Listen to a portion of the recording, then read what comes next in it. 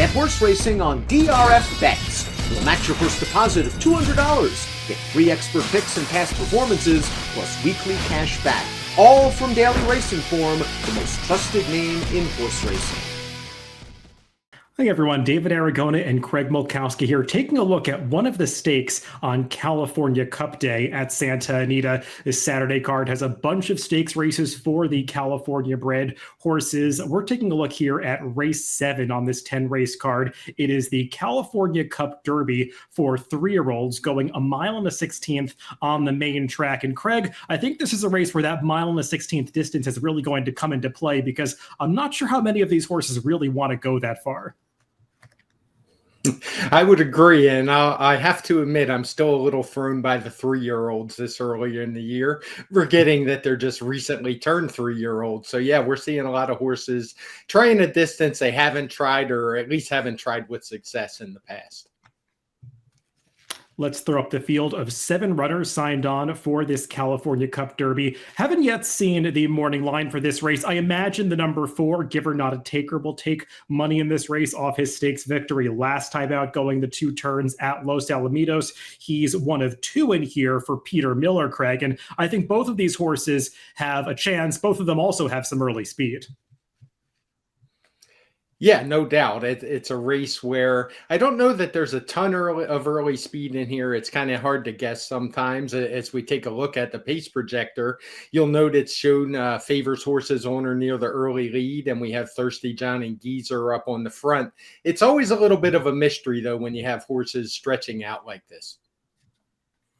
Yeah, and for a race that has so many horses stretching out, I would say it's a little surprising to see that favors on or near the lead designation. Often when you have sprinters going longer distances, the pace projector rates them as horses that want to be up towards the front end. But there are some runners in this race that do or have done their best running from just off of the pace. So that's why a horse like the number 1, Thirsty John, who based on his lone start does have a lot of early speed, is shown towards the front end, along with the number 7, Geezer, both horses that have done their best running sprinting so far. One of the new features in Timeform US, if you're looking at it on your mobile phone, is the finish projector. As we are redesigning Timeform US, one of the first features that has launched is this new finish projector, Craig. And it's basically the Timeform US power picks that are just shown visually, the relationship of the horses as they are predicted to cross the wire. Right. We can see the margins in between as opposed to just a 1, 2, 3 listing.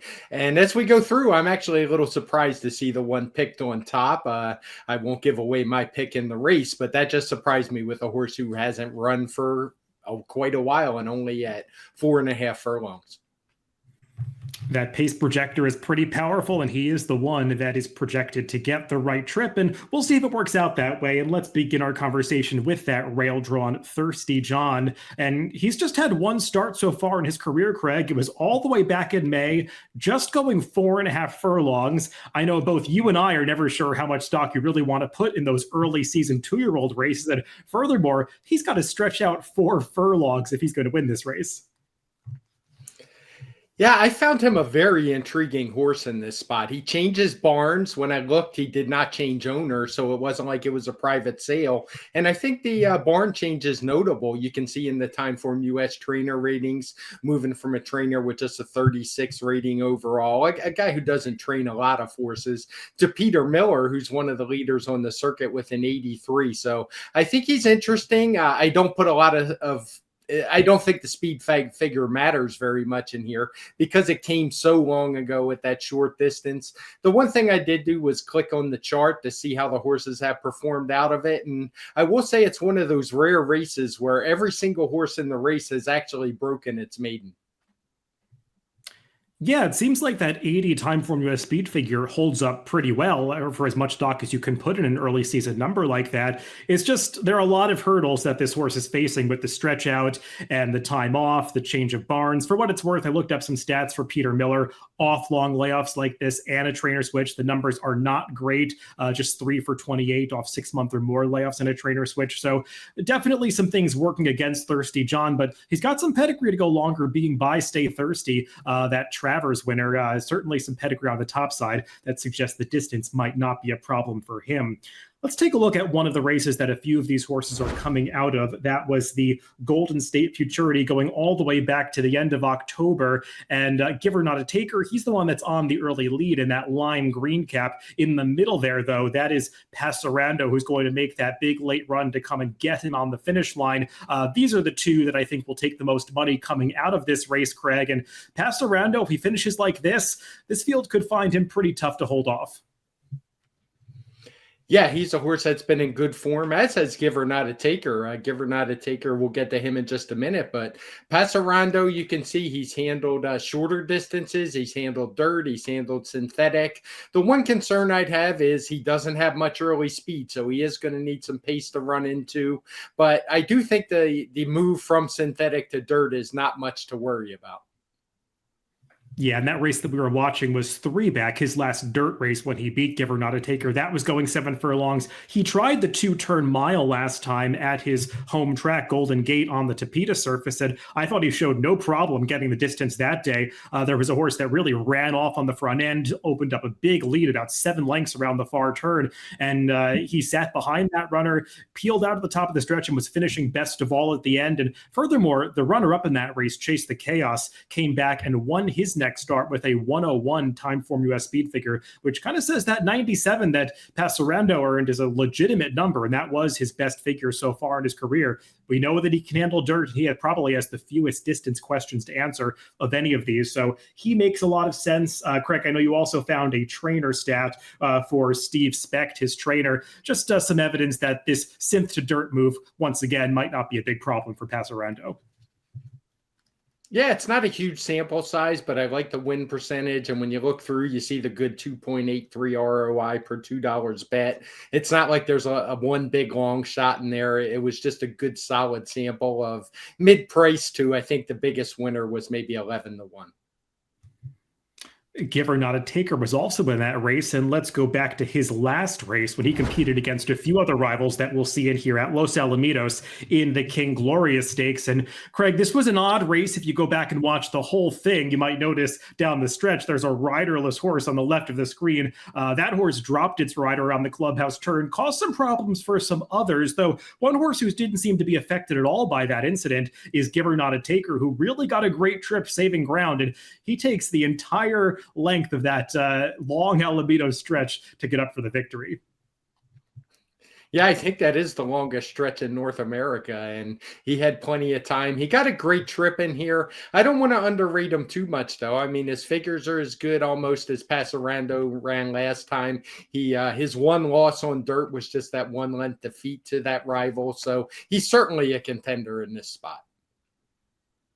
Yeah, as I go back through his past performances, it seems like that 99 time from US speed figure that he earned in the I'm Smokin' is a bit of an outlier in his past performances. He hasn't quite run back to that number since. Maybe stretching out in distance hasn't given him the chance to run back to that big figure, but he's going even longer today, so not sure that we can expect another step forward from Giver Not a Taker, even though he does have that 2-turn victory last time.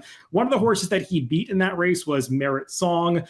He was a long shot that day, going off at 93-1, was in contention at the top of the stretch, but he seemed like one that really tied up at the end, and he was not finishing as they crossed the wire. Yeah, this horse has a lot of problems with distance based on its one start. But the biggest problem for me is he's just nowhere near fast enough. As you can see, he's only topped the 80 mark just barely. One time where several in here have run in the 90s. Horse who had more success in that King Gloria Stakes last time was Crypto Ride, who also was a big price that day, going off at 47-1, and he almost pulled off the gigantic upset in that replay that we watched. He was the one leading into deep stretch before Giver Not a Taker wore him down, and unlike Giver Not a Taker, Crypto Ride was a little bit affected by that incident on the clubhouse turn when that horse dropped his rider. He had to angle out just a little bit. He was also, a little bit wide the entire way during the race, so I think there's an argument that he ran the best race despite losing by a head. I wouldn't argue that he didn't, because he, as you said, you mentioned the trouble. He ran a good 90 speed figure that day on Timeform US. And it seemed like he's the one that really improved with the distance. You'll note in the PPs, he was a first-time gelding when he broke his maiden back in a maiden claiming race, but he took a big jump that day, and he took another big jump with the stretch out. We'll close out this field by looking at the horse that's drawn on the outside, the number 7 Geezer, yet another horse coming out of that King Gloria Stakes. He was third last time, and he's the one who inherited the lead when that horse who was leading dropped its rider on the first turn. He had been a little bit rank before that, Craig. It seemed like he was not settling in the early portion of that 1 mile race, so he's going to have to relax a little bit and be a bit more handy for his rider Tiago Pereira if he's going to get this mile and the 16th distance this time. Of the horses that are contenders in here, I think he's the one that has the most distance concerns. He just kind of had trouble last time finishing out that race. Obviously, a little bit of trouble in there, but his PPs and just watching his races, he has more of a sprinter look to me. Yeah, he's one that really did blossom in the early fall, winning a couple of sprint races against winners there, but just seems like the stretch out in distance has not suited him the way it has a horse like Crypto Ride, who beat him last time. So that's the field. Let's throw up our picks for this Cal Cup Derby, Craig, and we have pretty similar runners on top here, just flipping the top two for our exacta. I'm going with the number 2, Paso Rondo. Just have the least questions about him getting the distance. It seems like he's a strong finisher. He's handled the dirt before, and to me, he just makes a whole lot of sense in here. He does. I think he's probably the most likely winner. I went for a little more value. I was really intrigued by the placement of Thirsty John. I'm not sure what he's going to show up on the morning line, but I would think he has to be a little bit higher. And I was just encouraged by the optimistic placement in a stakes race off that layoff and the stretch out. Yeah, I would imagine Thirsty John could be no lower than third choice in here, just given all the questions around him. He does have some pretty impressive looking workouts coming in, particularly that drill 2 back at San Luis Rey Down. So we'll see how much money he takes, as he's likely the speed from the insides. The number 1, Thirsty John for Craig, and the number 2, Paso Rondo for me in the Cal Cup Derby on Saturday at Santa Anita. Good luck if you're playing the races this weekend.